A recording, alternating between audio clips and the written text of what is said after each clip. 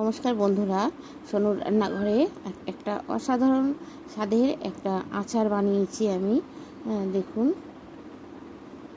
এই আচারটা আপনারা সকলেই জানেন, আমি অনেকবার করেছি। আচার গোটা করেছি, মানে এটাকে চটকে পেস্ট করে নিইনি, এটা গোটা গোটাই দিচ্ছি। এটা হচ্ছে রয়্যালটা দেখতে পাচ্ছেন, এটা পাকা, একদম পাকা রয়্যাল। এটাকে একটু প্রেসার কুকারে সিদ্ধ করব নুন আর হলুদ দিয়ে। একটা সিটি মেরে নেবো, কাঁচা পাকা মিলানো তো, তার জন্য একটা প্রেসার কুকারে সিটি মেরে নেবো। একটু হলুদ, নুন, একটু জল দিয়ে দিলাম, দিয়ে প্রেসার কুকারে ঢাকনিটা আটকে দিলাম। আটকে এবার গ্যাসে বসিয়ে দেবো। আমার সিদ্ধ হয়ে গেছে, রয়্যালগুলো সব সিদ্ধ হওয়ার পর একটু ঠান্ডা হোক, ঠান্ডা হওয়ার পর এগুলোকে আমি চটকে নেব, হাত দিয়ে চটকাবো। চটকে দানাগুলো সব বের করে নেব। একটু প্রথমে একটু ভালো করে চটকে নিলাম, তারপর আবার একটু জল দেবো। জল দিলে তবেই দানাগুলো ভালো মতন বেরোবে। একটু ভালো করে চটকে নিয়ে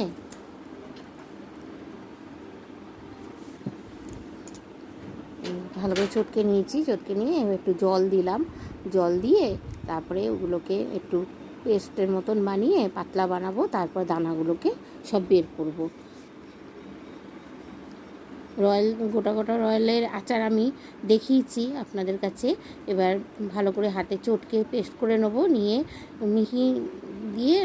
মিহি করে আমি আচার বানাবো। এই আচারটাও খেতে খুব ভালো হয়, দারুণ হয় খেতে। দানাগুলো একটা দানাও রাখবো না, একটা দানাও থাকবে না। এই দানাগুলো দেখুন বেরিয়ে গেছে, এগুলোকে সব আমি বের করে একটা একটা করে বের করে ফেলে নিয়েছি। একটাও নেই, পুরো পেস্ট হয়ে গেছে একদম। এটা তো মিক্সিতে দেওয়া যাবে না, তার দানাগুলো সব ভেঙে যাবে ওর মধ্যে, তাই হাত দিয়েই করলাম। এই দেখুন, এগুলোকে আমি সব ফেলে দেবো। এর একটা মশলা আমি তৈরি করে নিচ্ছি।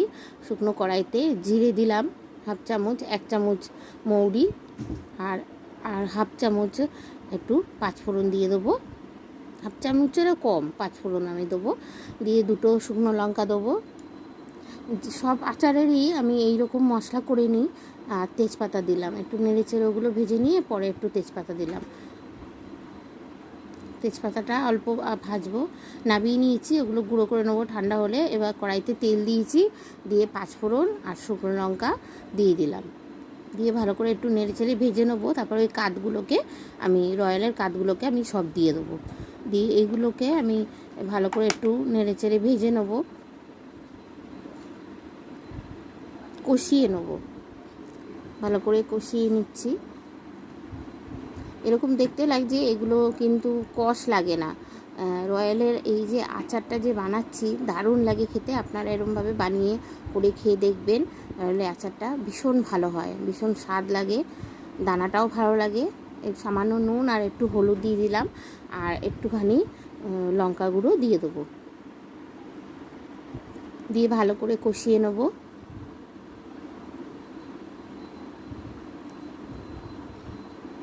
আমি বলেছি যে আমার বাড়ির মানে ঘরে প্রচুর পরিমাণে আচার চাটনি হয়, কেন আমাদের বাড়ির সবাই ভালো খায়।